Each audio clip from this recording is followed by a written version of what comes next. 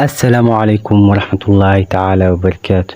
وإذن سلام أخياتا شرفت لحيل كستو إذن تهي وعنو وناكسن ومثل مقال عصب وانيوا دكتور محمود آذن هالكان نقداوني سوا ديار محمود آذن maanta muuqaalkeenu wuxuu ku saabsan yahay haddii aad 28 sano jir ka yar tahay fursad weyn baad haysataa ee samee 9 qodob.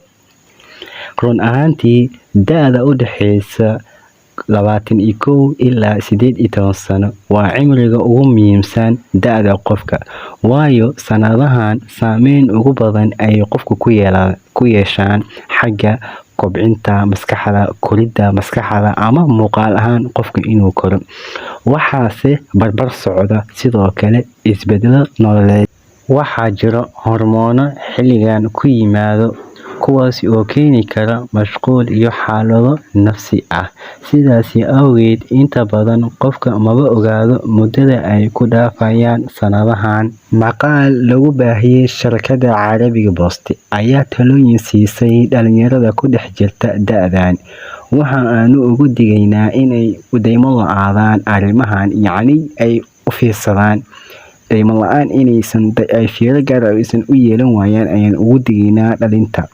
talooyinkaasi oo aynu kuwa ugu muhiimsan soo koobnay waxaa ka mid ah: noloshaada si sax ah u maareey, noloshaada si sax ah u xakamee.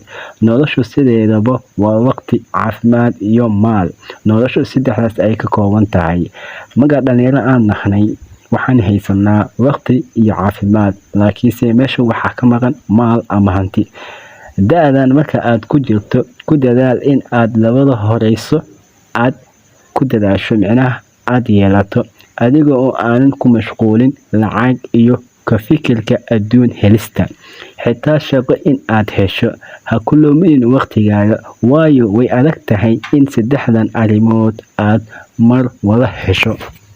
waa da'da waxbarashada, adkeynta caafimaadka, kobcinta aqoonta guud iyo dhismaha waayo aragnimada.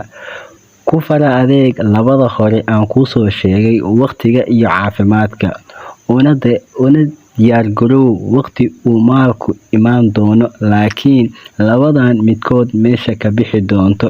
taasina ay dhantaali doonto dadaal kasta oo aad yoolkaaga ku hiigsanayso. micnaha maalinkaas markii la gaaro waxaa imaan doonta labadaas mid ka mid ah, waqtiga iyo caafimaadka inuu meesha ka baxo, dadaalkaadii iyo yoolkaadii inuu meeshii ku dhantaalimi doono.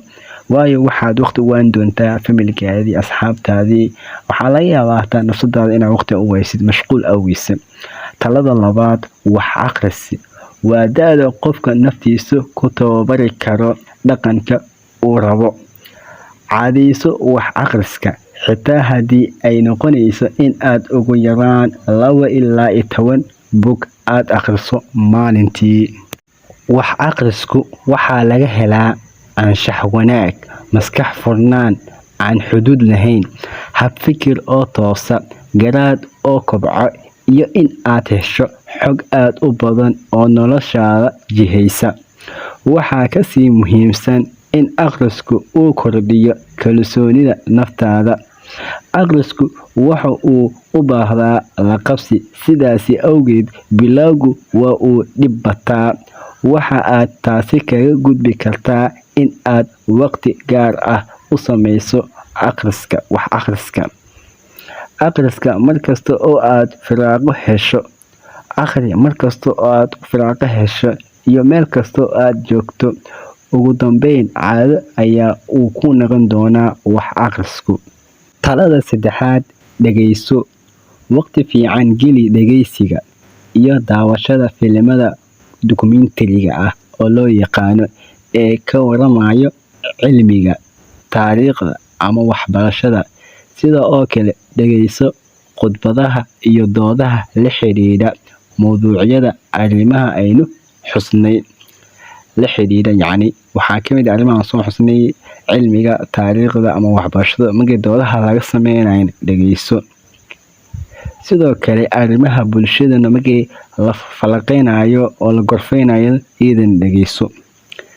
talada afaraad, caadeey ama joogtay caafimaadka.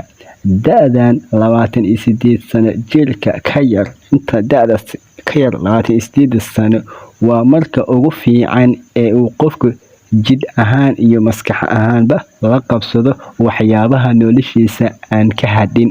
Ku dadaal in aad caadaysato jimicsiga iyo jidh dhiska ama muuqaal dhiska. Baro cuntooyinka caafimaadka u fiican, kana dheerow kuwa khatarta caafimaadka keena ee milixda, sokorta, iyo cabitaanada soodhada leh ama tamarta kordhiya. Talada 4. Safarka. Socdaalku waxa uu qofka ku dhiirigeliyaa ama uu ku hogaamiyaa waayo-aragnimo, aqoon kororsi, niyadda oo furnaata, bulsho aad barato, iyo caafimaad nafsaani ah oo fiican. U safar baadiyaha, magaalooyinka kale, iyo hadday kuu suurtagal karto dal kale. Waxaa la sheegaa in sanadkii oo mar la safro ay u fiican tahay caafimaadka maskaxeed iyo nafsad ahaaneed. Talada 5. Guurka. Guurku waa sunne diini ah iyo dariiq nolosha lagu dhammaystiro. Waa xasillooni nafsadeed iyo xil-gudasho bulsho oo laga maarmaan ah. Waa fursad ay tahay in haddii ay ku soo marto in laga faa'iidaysto, laakiin ha ka dhigin yoolkaaga aasaasiga ah ee ay tahay in aad gaadho isla markaa aad waxbarashada ka qalin jabiso. Yacni guurka yoolka ugu soo horeeya ha ka dhigin yoolal fiican markaad degsatid kadib guurka yoolkaada dhigo aad position fiican haysid, shaqo fiican haysid, markaas ayaa guurka kugu habboon yahay. Noloshu waa ay himilo iyo yoolal badan tahay. Ka fikir sida ay kugu kala habboon yihiin iyo hadba yoolka aad leedahay kan ayaa kuu muhiimsan. Guurka hortii, nafsad ahaan, nolol ahaan iyo maskax ahaan isu diyaari. Qaadista xil qoysnimo ee aad doonayso isku diyaari. Talada 7. Afafka. Luqadaha. Afafka waxaan ka wadaa luqadaha. Afku uma taagno oo keliya in la isku fahmo. Qolo afkeed aad barato waa dhaqankeedii, nolosheedii iyo taariikhdeedii oo aad fahantay. In aad intaas fahantana waxa ay sees u noqon kartaa maskax furan, waayo-aragnimo, aqoon korodho, iyo in aad fursado nololeed ka hesho. Afka Carabigu waa hodan, waa afka diinteena Islaamka. Afka Carabiga wuxuu xiriir dhow la leeyahay dhaqankeena. In aad barato waxa ay fure u noqon kartaa in aad wax badan ka fahanto nolosha, dhaqanka, diinta, iyo taariikhda Islaamka.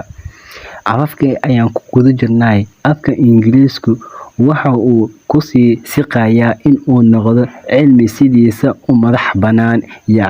Sidii engineering dhakhtarnimada loo barto in loo barto ayuu ku sii siqayaa afka Ingiriiska, kana mid noqdo culuumta barashadooda laga maarmaanka tahay. Waxbarashada, fahamka nolosha dhinacyadeeda casriga ah, ganacsiga iyo dhaqaalaha, siyaasadda iyo xidhiidhada caalamiga, dhammaan afafku waa u muhiim. Afka Ingiriiska ayaana waqtigan ugu sii mudan. Waxaas dhan maanta hadda ganacsi, siyaasadii kulli afka Ingiriiska ku socdaan.